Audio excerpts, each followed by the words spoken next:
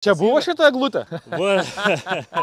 Šeštadienis, MDS terasų centre Klaipėdai lankomės, tokie biški laisvalaikio rūbais, tai bet žinokit šeštadienis, nedarbo dieną žiūrim, kaip juda mūsų ekspozicijos įrengimas. David, papasakok šiek tiek, kas čia bus pas mus. Tai šiuo metu baiginėjam medinių terasinių lentų ekspoziciją. Čia, kaip matot, yra įrengti visi mediniai paviršiai, kuriuos galime pasižiūrėti, kaip atrodo. Egzotinės, paprasta pušis, kaip sakant. Nusprendėm pagyvinti visą ekspoziciją augalais, kuriuos galime surasti pas klientų dažniausiai, kad jie matytų terasus. Šiaip, žinai, operatorius ir mūsų meistras, Žygis, operatoriaus buvo terasoje medis, ir iškart matom, kiek susilaukiam žmonių susidomėjimo tokių postų, tai čia ir norėjom parodyti, kaip medelis gali padaryti skirtumą jūsų terasą.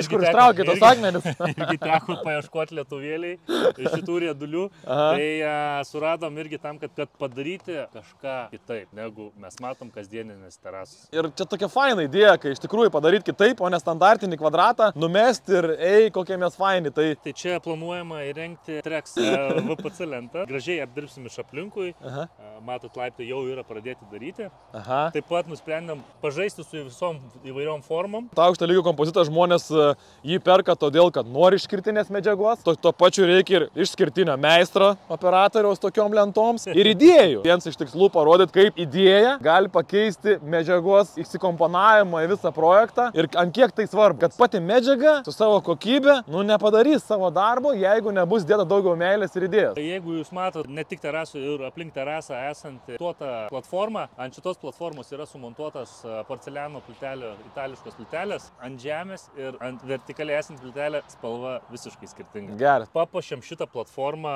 vertikaliom termo. Pamatom, kaip bruselis gražiai įsikomponuoja. Tai kadangi trendina ir yra populiaru apskritai ažūrinė sienelė, bandom išlaikyti estetiką. Tai iš esmės mes šiai dienai savo asortimente turim ir Scandic VPC daililenčių, kurios puikiai atvaizduoja tą ažūrinį raštą. Fortavų daililentas. Čia esame įrengę Jetobos terasinės lentas, Kumarų, Fava. Kumara tai yra aukščiausios klasės kietumo pirmą klasę, Jetoba antrą klasę, bet irgi kietą stabili lentą. Kuom skiriasi? Jetoba turi tokį, dar tas dalykas, kad į tą vyšnios raudoną spalvą turi, ypač nuolivavus tas pasimatys, bet ir jos tas raštas šakų, jis toks stambesnis. Va, čia paimtumėm, jeigu. Tai stambesnis raštas yra. Kumaro visai kitaip atrodo, Kumaro turi to tokio susukimo, medžio susukimo vaizdo. Visai kitokį vaizdą. Ir spalvos irgi čia gal biški tokia rudai geltona, šita į raudonumą, nuo Fava geltonai ruda. Kitokia ir jau pas ją nėra to medžio rašto visai, o tik susukimas. Nieks tokios moderniuose projektuose Fava irgi. Va, tai tiek apie tą mūsų egzotinę. Kas čia toliau? Toliau prieinam prie termopušies.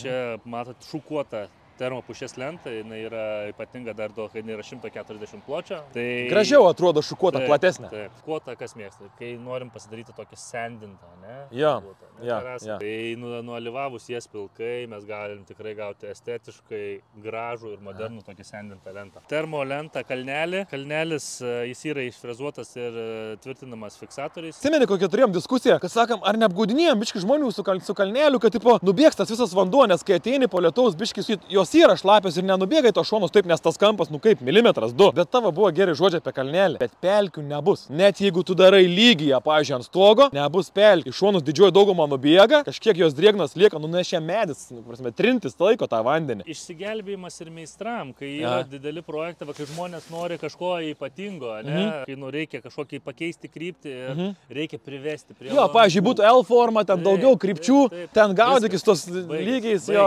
Baigės. Šitie dalykai. Sekantis būtų paprasta termopušis, lygi. Čia sudėta luna. Suomiška lenta.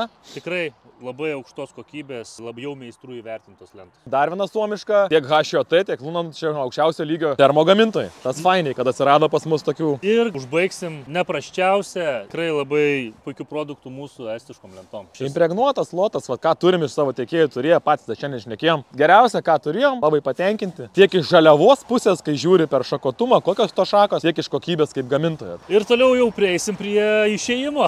Čia išėjimas ir atėjimas realiai pas mus padarytas yra iš MC degalinės. Tai čia ta didžiausia naujiena, kad ne visada buvo patogu čia atvažiuoti per tą pusę ir kad dabar į MC degalinę atvažiavus visą asfaltuotą aikštelę, kavos įsigijus, ateinant pasivaikščiant su geresnė nuotaika, galima ateiti pas mus į terasų centrą. Nu ir mes dar turim tą idėją, kad vis tiek greičiausiai paliksim tos vartelius atrakintus šeštadieniais, kad žmonės ekspoziciją galėtų pažiūrėti. Tada, kada mūsų MDS terasų žmonės eis ilsėtis, o labai vertinam jų poilsį, kad kitą savaitę jie būtų vėl stiprus ir su gerom nuotaikom padėti jums. Jūs šeštadienį galėsite savarankiškai ateiti ir pažiūrėti, kokios čia medžiagos yra ir ką galit pasirinkti savo projektam. Projektas dar nėra baigtas, čia rasit visą informaciją, QR kodus, galėsit internete netgi pasidaryti užsakymą ir jau pirmadienį, kad jums jau būtų jis atvežtas.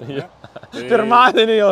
Pirmadienį dar ne, čia vėliau, paskui, kai robotai dirbs, ne, čia vėliau. Kad yra nebaigtas, čia matos, gerai, kad dar nebaigtas. Čia dar yra darbelio. Jau kontūrai matos, gruodžis yra, žiauriai fainiai ir ačiū už tas idėjas, kurias čia turim. Į meistrą, ačiū irgi sakom.